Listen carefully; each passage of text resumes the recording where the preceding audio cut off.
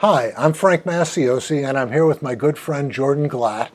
Uh, Jordan, as you probably know, is a former mayor, a Democrat. I'm a former council president, a Republican. So we've got a bipartisan approach here. And our guests are Mark Gunderson, who's running for council in Ward 2, and Don Nelson, who's running in Ward 1.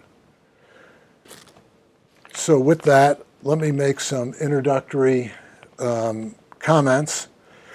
We will take turns asking questions from a list that both of us have agreed on, alternating between candidates. You're free to elaborate on your running mate's responses. Please do. There's no time limit, but we encourage you to be succinct because time will be limited to 30 minutes or so. If you feel that you're taking too much time answering one question, we'll ask you to wrap it up. The objective is for the voters to get to know you. After all, the questions have been asked and answered. Both of you will be given an opportunity to make a closing statement.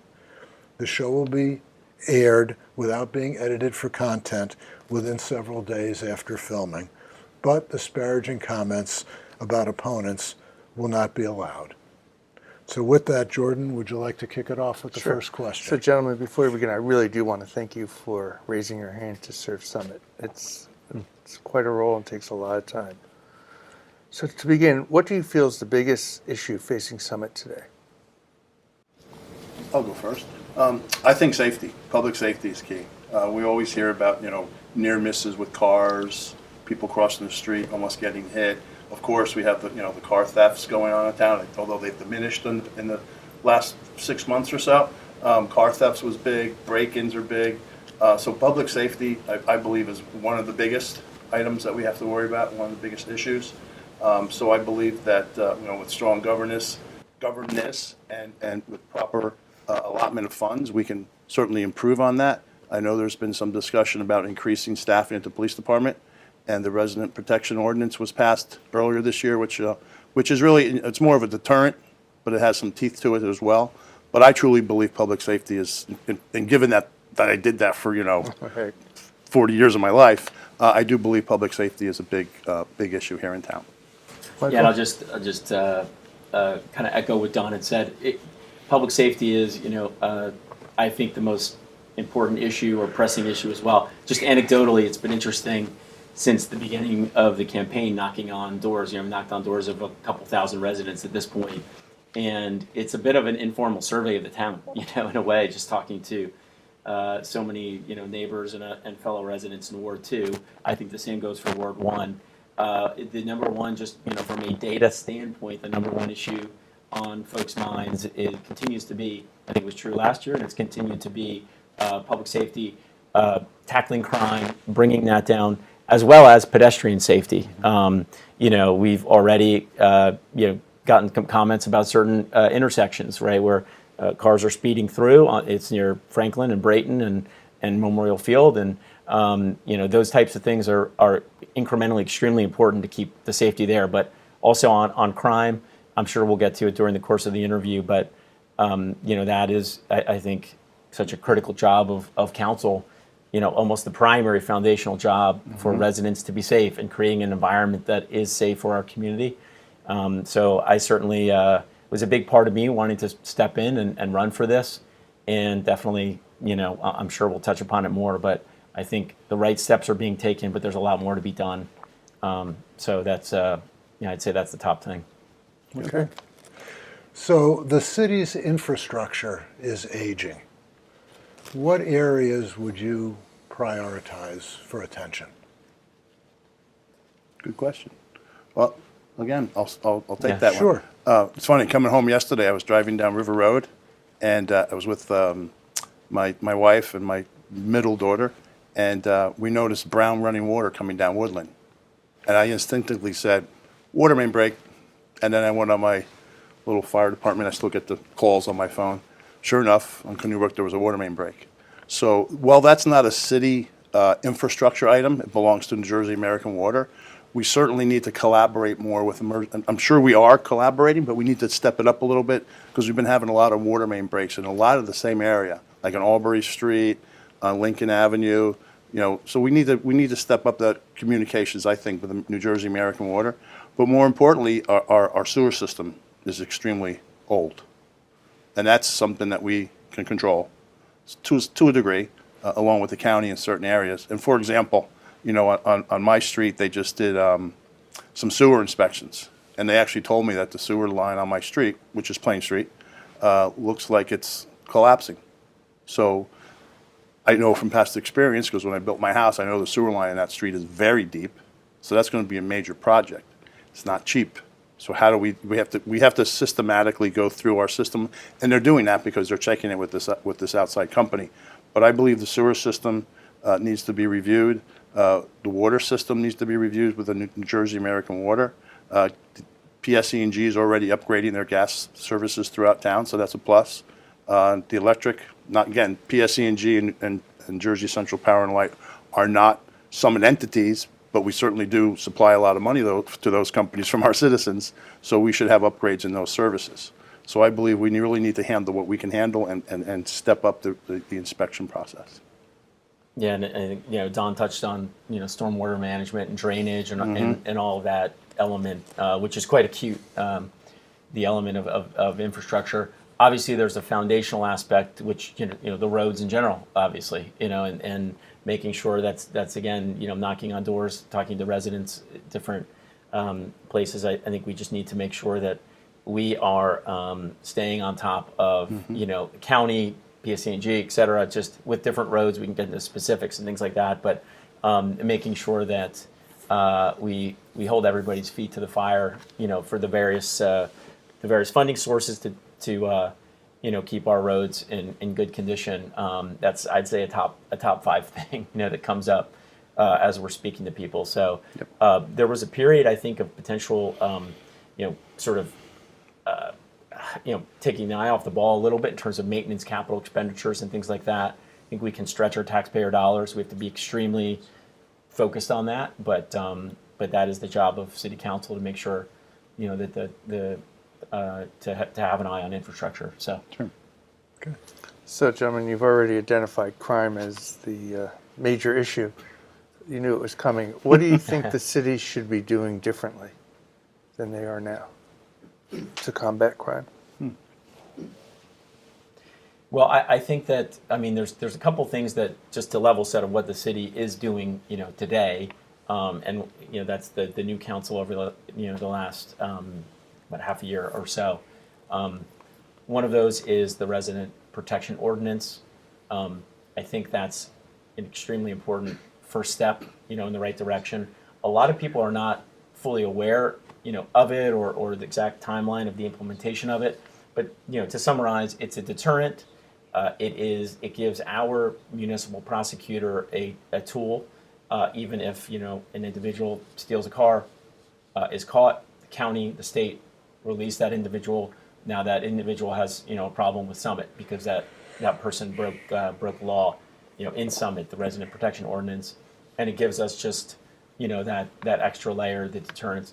And I would say in terms of what's the old expression? Imitation is the greatest form of flattery, and some of the surrounding towns around us are seeing the success of that, and they are emulating that themselves.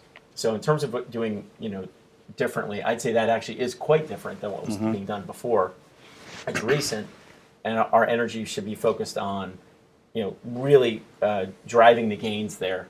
I think the first half of the year, attempted break-ins to vehicles was down over 50%. I believe it was 39 year-to-date last year versus 17 this year. Burglaries were down almost 50%. So I think we're starting to see some fruit from that, but we need to continue to drive that, as well as, maybe you could speak to this as well, obviously, given your background, but really supporting our police department, our excellent police department, giving them the resources. There are a couple of new officers that have been brought on, and making sure that we're being creative, we're being dynamic, and we're really supporting the department for that. So I'd say, I will say one thing, I think walking the beat downtown, I think that's a change we should do. I think we should be focused on, that presence. There's the comfort there for the public. And, you know, obviously Don has a lot of background and thoughts around public safety, but that's something different I think that we can do going forward. Yeah, he kind of stole my thunder, but I truly believe we need to have more police officers. We need to have the proper staffing. Our population has grown a little bit, but staffing has not. I'm sure call volume has increased. I can speak for the fire department. I know our call volume has gone up since I started there back in '86. I retired in 2022, but our call volume increased and our staffing was the same. So I'm sure the police department's the same way. It takes boots on the ground. It takes police officers to enforce the law. Now, again, laws are a deterrent. You're not supposed to do this, you're not supposed to do that, and if you're caught, you suffer the consequences. But unless there's somebody out there enforcing it, and I know growing up here in town, been here all my life, we used to have police officers walking downtown during the day, and at night they would check the doors to make sure all the doors were locked. But that goes back to community policing. The police officers got to know the store owners got to know the police officers. And I know the police department's doing a lot for community policing, but people like to see police officers walking around town. Now, police officers can't be everywhere, I get that, but in the back of the mind, if people think, oh, there's a police officer walking around town, maybe I shouldn't double park there. Maybe I shouldn't pull a U-E in the center of Springfield Avenue. So I believe that boots on the ground are really the way to help to increase our safety, and not only in downtown, but maybe that will translate into more patrols throughout the neighborhoods. So I believe in boots on the ground. Okay. Summit's municipal debt has risen significantly, and debt service is one of the largest line items in our budget. Do you see the current level of municipal debt as a problem? And if so, what would you do to address it? Well, I'd simply say I think that obviously, you know, gets to the question of, you know, the job of council. By the way, obviously also, you know, the county, et cetera, but is to be, you know, effective stewards of taxpayer dollars. Stretch those taxpayer dollars as best as we can. And, you know, when you think about, obviously, the municipal debt, debt service, everybody knows where interest rates are, et cetera. That's, interestingly, that's one of the reasons I, you know, decided to, you know, to take the plunge and you know, I'm running for the Ward 2 seat because my background and my day job is in finance. I've always worked in finance, and I'd love to be able to kind of bring that really dig in, look at the capital budget and the operating budget, and do what we can to be proper stewards and leave it better than we found it, so to speak, in terms of the town and our you know, overall, obviously, the municipal debt. I will say this one thing in terms of, you think about the revenue side of that, and that's a big piece of, you know, what's, you know, debt to cash flow. You think in my day job, I look at that all day long. Obviously, as a municipality, we look at that. And I think it's important to think about also non-taxpayer funded revenue that we can tap into as we think about, you know, the operating budget and you know, how the cash flow is, you know, for the town. So county, state, federal grants, private grants, and things like this, where we can, you know, I think we can avail ourselves of those things. I have some ideas. We can get into this, you know, potentially later in the interview around uncovering some low-hanging fruit there. But obviously a big component, you know, component of it. Yeah, I mean, So- I'm sorry, can I? No, can I- go on. Okay, Go. good, thanks. Not my day job, so finance is something that I struggle with. However, in layman terms, you don't want to borrow more than you can afford to borrow. And, you know, capital improvements, the Department of Community Programs building, I'm sure we bonded for that. New firehouse, we bonded for. The field house at Memorial Field, I'm sure we bonded for. These are all improvements to our infrastructure that we spoke about earlier. So if you want to have good infrastructure, you may have to borrow money to do that. Paving's not cheap, so those are things we have to borrow for. And we have those projects. I'm a true believer that your budget is the plan for the future. And you have to prioritize what's important, and sometimes you have to borrow money, but you have to stay within certain percentages of your revenue compared to what you're going to borrow. And we have to make sure we stay there all the time, or as best we can. So the homeless population in Summit has increased. How do you think Summit should be handling that? I'll start off. Yeah. It's funny you mentioned that because at today's 9/11 memorial at the firehouse, I was talking to a gentleman named Ted, who is suffering from a bunch of mental illness and things like that, and he's looking for help. And handling homeless is very tough. Summit doesn't always have the resources. We have a bunch of great groups in town, Grace and Warm Hearts and SHIP, all good agencies that try to do their best. I think sometimes, though, we have to change the, the picture of how we deal with the homeless. Instead of what I call enabling them by providing free things, we need to have some sort of a plan, and not necessarily Summit, but we need to team up with the county, because the county really has the resources, and then we can go to the state as well. But the county really needs to step up and help Summit to get that mental health agencies involved so they can come up with a program that would help the homeless people have a path to success. Providing food and showers is great, but it's not a way of life. It's a temporary, in my opinion, it's a temporary net that we need to get the homeless or the unsheltered, whatever the current buzzword is these days. Unhoused. Right, unhoused, I'm sorry. So, but we have to have an ability to do that. And I think what Summit's really suffering from is our own success. People come here because we have a great group of people who are helping people, and word gets out. And that's good, but then what do we do after that? We have no second level to go to and say, we have a group of homeless or unhoused people in Summit. We need help getting them jobs, getting them places to live, maybe training, mental health services, whatever the case may be. We don't have that at our disposal as well as we should from the county in Summit. So I believe that's a big step in the right direction. And I agree with that in terms of the county and making sure that we're working hand in glove. I mean, Summit is, a special town. There's obviously a lot of wealth in our town, and I think it's tempting to think we can just go it alone. But the county has a lot of resources, just like Don was unpacking. So I do think that's important. I will say, I think what Mayor Fagan has done in this current council in terms of setting up a homelessness task force has been really an important step in the right direction. Folks, Don's old colleagues, fire department, police department, first aid squad, folks from all the organizations that Don just mentioned, members of council, the mayor, they're on this, this task force. And that's just in early days, but I think they're really looking at it and tackling it head on. Because at the end of the day, we do have a special, obligation to care for those in our community who are homeless, and at the same time, we need to ensure public safety and law and order. Those things really matter. It doesn't benefit anybody when there's a degradation of law and order. And so I think, the police enforcing, our police department enforcing the ordinances, whether it's someone, regardless of who someone is very important. And I think it's those incremental steps in the right direction. But, this is my family growing up, we spent a decent amount of time with homeless ministries and trying to contribute and participate there. And so it's an extremely important issue, and it's a pressing issue.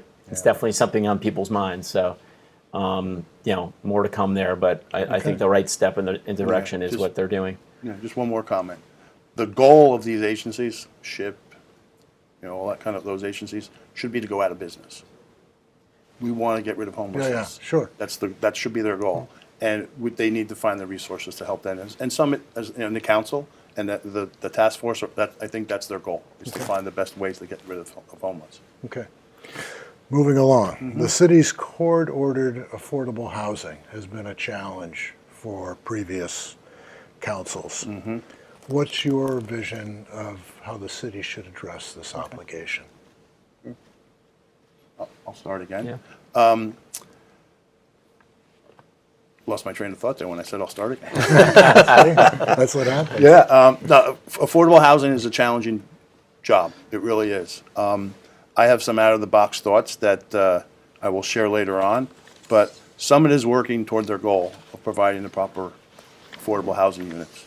You know, what's it, the Broad and Morris corner, I believe it is where the old Broad Street West was, or is, however you want to say it, is a step in the right direction. I know there's some other projects in town that are going to contribute to the affordable housing numbers.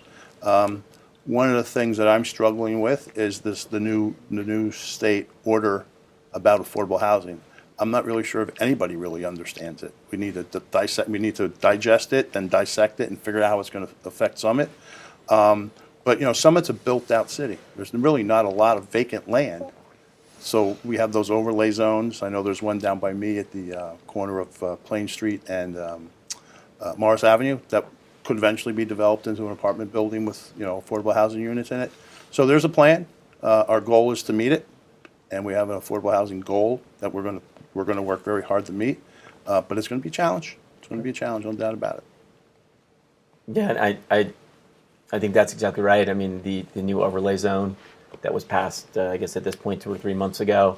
One of the things that I like about it personally is it's the idea of inclusive affordable housing as opposed to standalone. I think there's a lot of research around that and just common sense, to say, hey, in a given given building in town, et cetera, there's a mix of market and affordable housing. I think that benefits everybody. And look, I mean, I'll a little bit of my story. I grew up down the road in Bernardsville. My parents are still there. I'm from a working class family. My father's was a carpenter for in the New Jersey Carpenters Labor Union for decades. And when they moved to Burnsville, it was the best the school system that they could get into. I'm a product of New Jersey public schools. I love this idea of Summit being a place that we can that folks like my parents those years ago can move to and raise a family and be able to provide an incredible education. And so I think we need to work obviously toward our affordable housing goals, but to do it in a way that I think is most effective of what we're trying to achieve overall. I'd like to add to the affordable housing question. I grew up in Summit, and Summit's always been ahead of the curve. Summit has, Glenwood Place, Dennis Place, Weaver Street. Summit was ahead of the curve when it came to that. And I'll use the word naive, growing up. That's what I just thought every town did. So Summit was actually ahead of the curve. So I think we can continue to be ahead of the curve moving forward. Okay. So moving on. So in the past summers, the closing of Maple Street has been an issue. Mm-hmm. What is your thoughts of where the town should go in that regard? Yeah, I could jump in briefly. I think Maple, and it's interesting, the really beautiful autumn weather coming up the last many days, probably 10 straight days of beautiful weather. And I think I love outdoor dining. I think the town loves outdoor dining. It's a real asset. We have some incredible restaurants. And the thing I would just briefly say about that is it feels like from the past few council meetings and discussions, it's an all or nothing approach. It's kind of it has to be a permanent closure of Maple Street from, for half the year or seasonally, but half the year. And we need to be able to balance the desire for outdoor dining with public safety and also traffic flow. And the reality is, there's some, we can get into it, but some arduous criteria to meet to do a permanent closure more than 48 hours. So what I would simply say is I think there's an alternative out there, which is a 48-hour closure for the next couple of months of great weather. Let's do that for Maple Street. There are historically grants for outdoor, for equipment and furniture and things like that to help enable that, to make it financially sustainable for the restaurants. I think it would be a buzz in the downtown. And, it's not necessarily the full loaf of bread for everybody, but I think it's a really great start. If it doesn't work, we move on. If it works, we build upon that. But I think just to kind of get going and have a practical solution around that, it would be ideal. Yep. Yeah, I agree. If we can't check the boxes for the NJDOT to close Maple Street, but there are alternatives, and those are some good ideas. Thank you. Oh, I'm next. The proposed lighting of Tatlock Field has given rise to some controversy. Mm-hmm. How do you feel this should be handled? Well, I'll give you my opinion. I'm not convinced we need them. Okay. Only because, one, I believe education is the primary goal of schools. sports is a great product. It helps with the education. But here's one. I did a quick internal survey of my family when this topic came up a couple months ago. I asked my kids. They all went through the Summit School System. First thing they said was, "Of course, Dad. We have to put lights there. It's just normal." And in their world, it is. But I said, "Would you want to live next door to that all the time?" And they're like, "Oh, I don't know." So that's the controversy right there. Now these lights have been talked about for I don't know how many years, a long time. It's been being kicked down, the cans being kicked down the road, and now we're here. Really, right now, we're just talking about them. It's not in the budget, so it's this council has moved forward with discussions with the public to get their input. I believe that's going to happen some more moving forward. So we need to listen to the citizens of Summit and see where we go. But I'm not convinced we need them. That's my personal opinion. Okay, Mark? Yeah, not much to add other than, my understanding it's still early days. The one thing I would say about it is I know the current council, the new council, has been focused on transparency, community feedback, and I think that's been the approach to Tatlock. There is a field shortage. It's also, there's a lot of puts and takes to it, and so I think it's early days with that, and we'll see how that unfolds. But Okay. So I'm asking this question in being fair because Okay. we asked it, but you already discussed it quite a bit, and that is the resident protection ordinance. Kind of what is your feeling on it? If you have anything to add, that's fine. If not, we can, in the interest of time, just move on. Real quick, I think it's a tool, another tool in the toolbox for the police department and for Summit. It really is just another tool, So I think that's right. I know I did address it. I know it's the number one thing. I will simply say, of the however many doors it is for 2,000 plus residents so far, when it's described, just plainly, people seem very grateful for it. Seem very supportive of it. It's important that it is done carefully, but I'm a big supporter of it. Okay. What are your thoughts on redevelopment in the area east of our downtown where Broad Street and Morris Avenue intersect? I'm referring to the area that's been referred to as Broad Street West and the Morris Broad overlay. Sure. I'll jump in on that one. One of the things that got me involved in running for council was the previous plan for that site. And I want to start out by saying the people who were in charge at the time, I voted for them. They're friends of mine. And one of the things that I do want to outline is that, I vote for who I think is the best candidate. I don't care what party you are. And I think they all had great intentions. I just think somewhere along the line, the vision of what we wanted there got lost. It went too big. I don't know if the developer was needed to return on his investment. There was a lot of things being said at council meetings. But my main concern was that it didn't fit the character of Summit. I think it was going to be too big. They didn't supply enough parking, which created a problem for the surrounding area. There was a better way to do it. Now, moving forward with this overlay ordinance that they passed for the current location where the current firehouse is, I think is a better step in the right direction. I'm not privy with all the details of that. I know it's supposed to be smaller buildings, more green space. We're not going to, impinge on St. Teresa's parking and that, and it's all going to be self-contained parking, which are all part of the plan, are all positives. So I think the current plan developed by the council now is a step in the right direction. And hopefully, once the firehouse moves to the new location and we go out to bid, we see what kind of funds we get, and hopefully that'll help the city moving forward. And the only thing I would add is, three things with that site. I mean, we want obviously a good price. We want a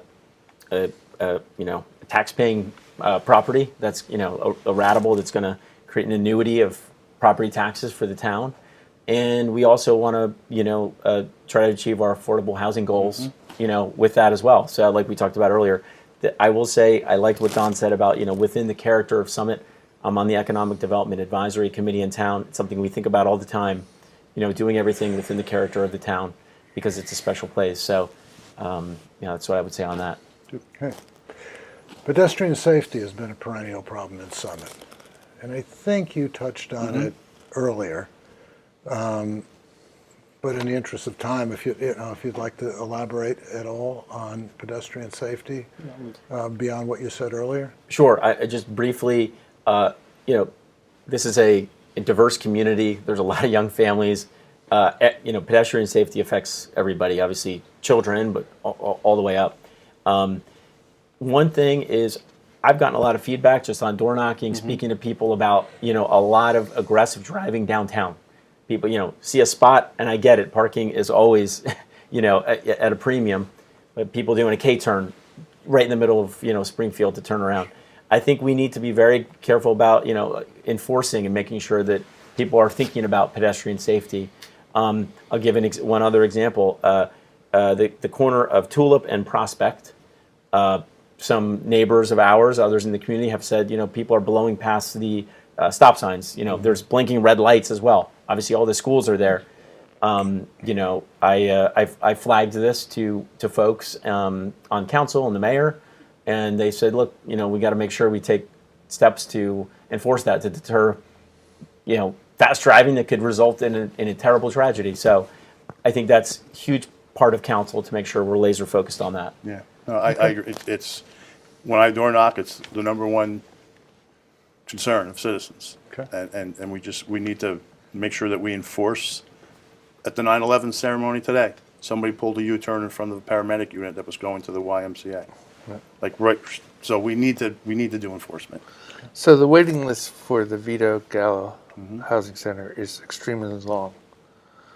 So there's increasing need. What do you think we should do to address this? It's a good question. Yeah. The Vito Gallo building is a great asset in the city of Summit. I believe it's only for Summit residents, if I'm not mistaken. Maybe we need to look at different avenues for maybe adding on to that or increasing that, and that becomes down to that another affordable housing unit that could perhaps be built in that same location, maybe on the parking lot between City Hall and I call it Belfair. It used to be Old Chestnut. Maybe build something there with parking underground or parking on the the ground level and apartments above. So we have to look outside the box. I know there are people. In fact, when my father passed away, he had a tenant in his house, and we had to find. I didn't have to, but I took it on myself to find a place for her to live because she was with my father for like 30 years. So we were able to get her into the Summit Housing Authority, the Vito Gallo building. So it's a great asset, and maybe it's time to look about expanding it or look for another place to build something like that. Nothing specific to add other than, I think it's very important that was flagged, and love to look more into it and see what can be done. Mm-hmm. So, gentlemen, why are you Republicans? I was afraid of this question. Briefly. I didn't. Again, when I was asked to run for council, I didn't know I was a Republican. I had to look myself up on the county website because, like I said, I always voted for the best person. And looking at the values of the Republican, some of it does sway over to the Democratic side, but I think we all do. I'm doing this for a reason. I'm born and raised here. Summit's a great town. I never really thought about all that Summit offered us, but I see some difference between the Republicans and Democrats. But at the end of the day, we're all citizens of Summit. We go to the same churches. We go to the same pools. We go, whatever the case may be. So I think sometimes there being a difference is more of a problem than there actually is a difference. Does that make sense? So Absolutely. Yeah. And for me, it's interesting just knocking on doors. The Democrat-Republican, quote unquote divide really doesn't come up almost unfailingly. And again, this is on a lot of data points. It's people want to talk about the issues that are affecting them individually, their family. We talked about a lot of these, a lot of great questions that, in my opinion, they're not actually Democrat or Republican issues. There are differences. I'm not minimizing that. For me personally, fiscal responsibility is a big part of that. I think there are Democrats and Republicans who care about that. To answer your question directly, though, that's an important issue for me. Really stretching our dollars. Thinking about how we can, be constantly mindful of the taxpayer, so that's I'd say that. In the short time we have left, is there anything else you'd like the residents to know about you? Interesting question. Is this where we're allowed to give our personal view? This is it. Okay, so, born and raised in town. I love this town. Growing up, I never realized how great Summit was because I didn't know any better. I was a product of the school, of the Summit. I worked here for close to, all my life for the fire department, 40 years. And I was helping the citizens of Summit without even realize I was helping them because it was a job. I loved it. If I could do it again tomorrow, I'd do it in a heartbeat. It was a great job. But I got to meet a lot of people door knocking, and you realize that, hey, Summit is a very special place. And one of the things I always ask people is, hey, why'd you move here? School system's great, safe, close access to New York City, in a roundabout way, Overlook Hospital, train station, Summit Public Library, First Aid Squad. These are all assets that Summit has. And my goal on council will be to maintain those and make them better, the best way that I can. So in closing, I look forward to your vote. I hope we can get that done in November, and I look forward to meeting you all out on the street. Yeah, and I'd simply say, I always knew I wanted to live in Summit. Obviously, I, have been lucky and blessed enough to live here. I've gotten to serve, in various capacities in town in terms of, as I mentioned, the Economic Development Advisory Committee, to really help our businesses flourish. I think our downtown is incredible. Our other commercial districts are really solid, and helping our businesses do well helps all of our citizens, our residents as well. But I would simply say it's, if you think of like a baseball analogy, it's the full package. It's the five-tool player, in my opinion. That's what Summit is. And I would be truly honored and privileged to serve on council and give everything I got to make sure that it stays that way, that we continue to go from strength to strength and be understand where any weaknesses are and do our best to confront those head on. So I will say this final last thing, which is I don't even think I realize how much fun I would have knocking on doors. I'm addicted to knocking on doors. I have met some unbelievably incredible people meeting. There was one gentleman, Mohammed. He took my magnet. I had a magnet, Mark Gunderson for council, and he said he's an Uber driver, mostly focused on driving in New York City. He was going to put it on the back of his car so that it could be seen throughout the 5 boroughs. So many small kindnesses like that. I've just been totally blown away. It's completely reaffirmed my love for this awesome city on a hill that we have. So I feel privileged even to be able to run for this. So Thank you. Okay, well, Before we close, Yeah. I want to thank you two for your past service on council and to Summit, and for hosting us tonight. We should have done that at the beginning, but we got jumped right in. So thank you very much. thank you, Don. Thank you. Thank you, Mark, and thank you, Don, for this informative discussion. And thank you for watching this episode of Meet the Candidates.